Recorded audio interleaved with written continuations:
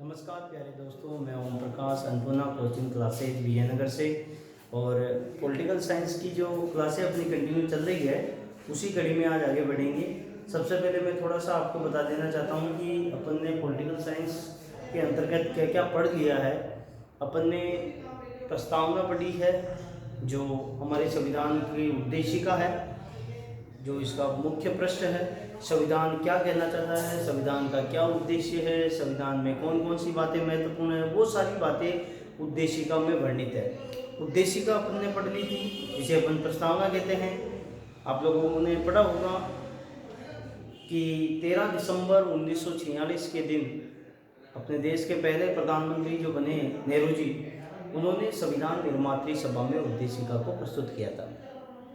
ठीक है प्यारे दोस्तों, तो 22 जनवरी 1947 के दिन संविधान निर्मात्री 22 जनवरी 1947 के दिन संविधान निर्मात्री सभा ने उद्देशिका को स्वीकृति दी थी।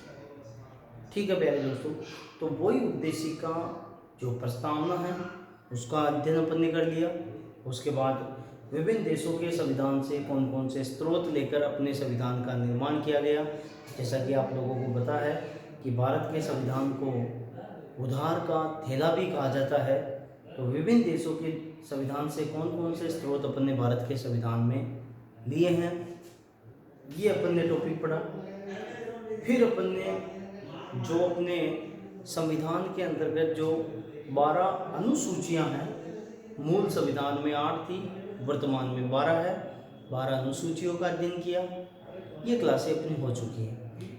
राजनीतिक विज्ञान की जो क्लासें जो चल रही है, इसी कड़ी में आगे बढ़ते हुए आज एक छोटा सा टॉपिक मैं आप लोगों के बीच में लेके आया हूँ। उस टॉपिक का नाम है प्यारे दोस्तों, भारत के राज्य क्षेत्र। अपना जो देश है भारत, इसके राज्य क्षेत्र कौन कौन से हैं, इस टॉपिक के बारे में मैं आपसे चर्चा करूंगा दोस्तों। तो दोस्तों ध्यान से सुनना, मैं यहाँ पर बात करूंगा अपने संविधान के, भारत का जो अपना कॉन्स्टिट्यूशन है संविधान, संविधान के भाग संख्या 1 के बारे में बात करूंगा दोस्तों। संविधान के भाग संख्या 1 में सबसे पहले आप लोगों को जानकारी दे देता हूं कि अनुच्छेद कहां से कहां तक है। तो अनुच्छेद प्यारे दोस्तों 1 से लेकर 4 तक है। अनुच्छेद कहां से कहां तक है? अनुच्छेद है प्यारे दोस्तों 1 से लेकर 4 तक। अब बात करेंगे दोस्तों सबसे पहले कि अनुच्छेद प्रथम या जो पहला अनुच्छेद है वो क्या कहना चाहता है दोस्तों। तो दोस्तों अनुच्छेद प्रथम में लिखा हुआ है India that is Bharat. India दोस्तों क्या है? भारत। इंडिया जो कि भारत है। इंडिया जो कि क्या है दोस्तों? इंडिया जो कि भारत है। और भारत राज्यों का एक संघ है दोस्तों। भारत राज्यों का एक संघ है दोस्तों। जब मैं संघ की बात कर रहा हूं तो सबसे इंपॉर्टेंट तथ्य ये बता देना चाहता हूं कि भारत में संघीय शासन प्रणाली है दोस्तों। भारत में संघीय शासन प्रणाली है, न कि प्यारे मित्रों एकात्मक शासन प्रणाली। दोस्तों संघीय शासन प्रणाली का सबसे अच्छा, विश्व लेवल पर सबसे अच्छा उदाहरण जो है वो यूएसए का है दोस्तों। यूनाइटेड स्टेट ऑफ अमेरिका, जिसे अपन अमेरिका कहते हैं। अमेरिका के अंतर्गत जो अमेरिका का यूएसए का जो संघ है उसमें मित्रों लगभग 50 राज्य इसके अंग हैं। अब दोस्तों इस संघीय शासन प्रणाली के लिए दो शब्द या दो शब्दावलियां काम में आती है। एक तो है दोस्तों फेडरेशन। कौन सी शब्दावली है? फेडरेशन। फेडरेशन। और एक है दोस्तों यूनियन। दो शब्दावलियां काम में आती है, फेडरेशन और यूनियन। दोस्तों दोनों शब्दावलियों में अंतर क्या है इसको थोड़ा समझना, ये मेजर पॉइंट है। सेकंड ग्रेड अध्यापक भर्ती में क्वेश्चन आया हुआ है कि भारतीय संघात्मक शासन प्रणाली के लिए कौन सा शब्द काम में लिया, फेडरेशन या यूनियन? तो ध्यान रखना दोस्तों, दोनों में अंतर समझना। फेडरेशन जो है ये यूएसए संघ के लिए काम में आया है। फेडरेशन किसके लिए आया मेरे मित्रों? यूएसए संघ के लिए। फेडरेशन का तात्पर्य ये हुआ दोस्तों, इसका शाब्दिक अर्थ ये हुआ कि यूएसए संघ की जो इकाइयां हैं, यूएसए संघ की जो इकाइयां हैं प्यारे दोस्तों, ये यूएसए संघ से कभी भी पृथक हो सकती है। एक अनुबंध व समझौते के आधार पर इस संघ में विलय है, मिली हुई है। अनुबंध है, समझौता है, जब चाहे ये अलग हो सकती है। लेकिन दोस्तों यूनियन जो संघीय शासन प्रणाली है, इसके अंतर्गत अगर कोई इकाई भारतीय संघ में विलय हो जाती है तो फिर भारतीय संघ से निकल नहीं सकती है। एक बार मिलने के बाद बाहर नहीं निकल सकती है, वो भारतीय संघ का ही अंग बना हुआ रहेगा। दोस्तों अपने लिए इतनी बहुत बड़ी विडंबना की बात है कि जिस यूएसए संघ के अंदर फेडरेशन जो जैसी शब्दावलियां काम में है, फेडरेशन जो शासन प्रणालियां हैं, वहां पर तो जो इकाइयां हैं वो इस संघ से बाहर नहीं हो रही है। लेकिन अपन ने यूनियन ऐसी शब्दावली काम में ली, अर्थात इसका तात्पर्य ये हुआ कि भारत राज्य की जो इकाइयां हैं वो इस संघ से पृथक नहीं हो सकती। फिर भी अपन जब से देश आजाद हुआ है तब से ये देख रहे हैं कि कई इकाइयां भारतीय संघ से अलग होने के लिए आंदोलन कर रही है। तो ये अपने लिए बहुत बड़ी विडंबना है दोस्तों। चलो दोस्तों, तो सबसे पहले अपन ने पहला अनुच्छेद पढ़ा, इसके अंतर्गत है इंडिया दैट इज भारत, और भारत राज्यों का एक क्या है? संघ है। और अपन ने जाना कि संघीय शासन प्रणाली में दो शब्दावलियां आती हैं, फेडरेशन और यूनियन। फेडरेशन का उदाहरण अपन ने लिया यूएसए, और यूनियन का अपन ने उदाहरण लिया अपना भारत। और यूनियन शब्दावली ये बताना चाह रही है, या इसका शाब्दिक अर्थ ये हुआ कि अगर आप विलय हो गए, किसी संघ के अंतर्गत कोई इकाई विलय हो जाती है तो उस संघ से पृथक नहीं हो सकती। फिर इसी राज्य क्षेत्र के टॉपिक की कड़ी में दोस्तों अगला अनुच्छेद पढ़ते हैं, अनुच्छेद द्वितीय।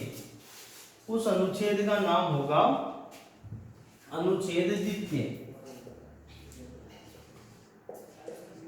अनुच्छेद दूसरा, सेकंड अनुच्छेद में क्या लिखा हुआ दोस्तों ध्यान रखना, भारत संघ में बाहर का कोई भाग मिल सकता है। अर्थात जैसे उदाहरण से समझना,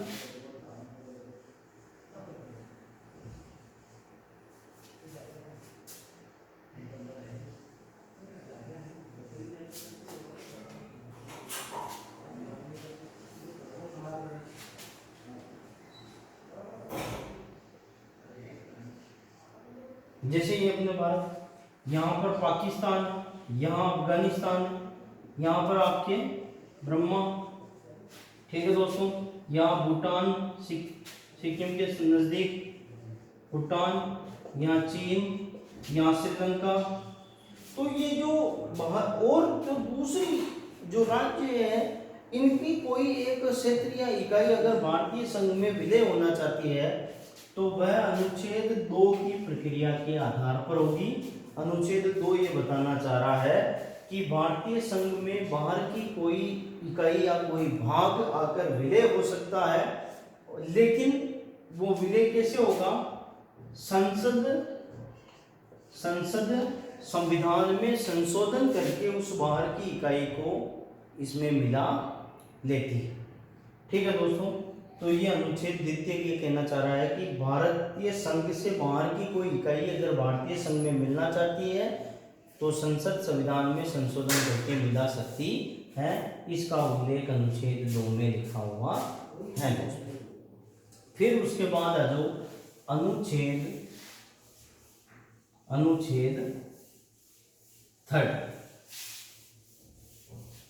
अनुच्छेद 3 में क्या लिखा हुआ? तीसरे अनुच्छेद में क्या लिखा हुआ दोस्तों सुनना, कि भारत के जो राज्य है वह जो केंद्र शासित प्रदेश है, राज्य व जो केंद्र शासित प्रदेश है, इनके नाम में परिवर्तन तथा इनकी सीमा में परिवर्तन संसद करेगी अनुच्छेद 3 के अंतर्गत। अनुच्छेद 3 के अंतर्गत किसी राज्य या केंद्र शासित प्रदेश के नाम में परिवर्तन या उस केंद्र शासित प्रदेश या राज्य की सीमा में परिवर्तन कर सकती है भारत की संसद संविधान में संशोधन करके। एक दोस्तों यहाँ इंपॉर्टेंट बात और समझ लेना कि अगर संसद किसी राज्य की सीमा में परिवर्तन करना चाह रही है या किसी राज्य के नाम में परिवर्तन करना चाह रही है तो संसद उस राज्य की विधान मंडल के पास सूचना पहुंचाती है, या विधानसभा है वहां तो विधानसभा के पास सूचना पहुंचाती है, और विधानसभा उस जो प्रस्ताव भेजा गया संसद के द्वारा उस प्रस्ताव को मना नहीं कर सकती। अगर संसद ने कहा कि जैसे उदाहरण के तौर पे हम राजस्थान का नाम राजपूताना करना चाह रहे हैं, संसद से प्रस्ताव राजस्थान की विधानसभा के पास आया, राजस्थान की विधानसभा मना नहीं कर सकती। अच्छा, एक और चीज, कितना समय दिया जाएगा संसद के द्वारा विधानसभा का? तो ये राष्ट्रपति द्वारा निर्धारित किया जाएगा, क्योंकि इसमें राष्ट्रपति कहाँ भेजता है? विधानसभा में भेजता है। तो राष्ट्रपति समय दे देगा, भाई विधानसभा तेरे पास इतने दिन का समय, 7 दिन का समय है, हम ये विधेयक लाकर आपके राज्य का नाम परिवर्तन करना चाह रहे हैं। तो ये सारा उल्लेख अनुच्छेद 3 में है दोस्तों। कौन से अनुच्छेद में है? अनुच्छेद 3 में। फिर आ जाओ दोस्तों अनुच्छेद 4। अनुच्छेद 4 ये कह रहा है कि अनुच्छेद 4 क्या कहना चाहता है दोस्तों समझना। अनुच्छेद 4 ये कहना चाहता है या कह रहा है या क्या उल्लेखित है इसमें कि अनुच्छेद 2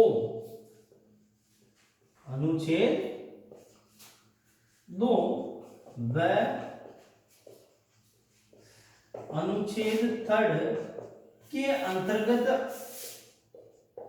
संसद संविधान में संशोधन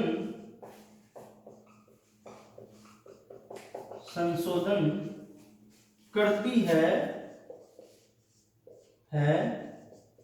यह प्रक्रिया अनुच्छेद 368 के तहत नहीं होगी। दोस्तों समझना क्या इंपॉर्टेंट बात है कि अनुच्छेद 2 और अनुच्छेद 3 के तहत 4 क्या कह रहा है? अनुच्छेद 2 व अनुच्छेद 3 के तहत संसद संविधान में संशोधन करती है। यानी अनुच्छेद 2 में क्या लिखा हुआ? अनुच्छेद 2 में ये लिखा हुआ है कि भारतीय संघ में अगर कोई बाहरी राज्य की इकाई या बाहरी राज्य आकर मिलना चाहता है तो संसद मिला देता है संविधान में संशोधन करके। फिर अनुच्छेद 3 में ये लिखा हुआ है कि संसद चाहे तो किसी राज्य केंद्र शासित प्रदेश के नाम व उसकी सीमा में परिवर्तन कर सकता है, ठीक। और इसके लिए राष्ट्रपति संबंधित राज्य की विधानसभा के पास सूचना भेजता है, लेकिन उस राज्य की विधानसभा की मत को मानने के लिए संसद बाध्यकारी नहीं है, ये भी इंपॉर्टेंट। और 4 ये कह रहा है कि 2 व 3 के तहत किए गए संशोधन अनुच्छेद 368 के तहत नहीं है। अब 368 क्या है? अनुच्छेद 368 संविधान में संशोधन करने की बात कहता है कि किस तरह संविधान में संशोधन किया जाता है। तो दोस्तों ध्यान रखना, संविधान में संशोधन कितने प्रकार से है? वे अनुच्छेद 368 के तहत 2 प्रकार से दोस्तों। नेक्स्ट टॉपिक अपना रहेगा संविधान में संशोधन की प्रक्रिया, लेकिन यहाँ थोड़ा समझा देता हूँ। अनुच्छेद 368 के तहत संसद संविधान में संशोधन करती है। अब अनुच्छेद 368 के तहत संविधान में संशोधन करने के कितने तरीके की प्रक्रिया या प्रावधान का सिस्टम है?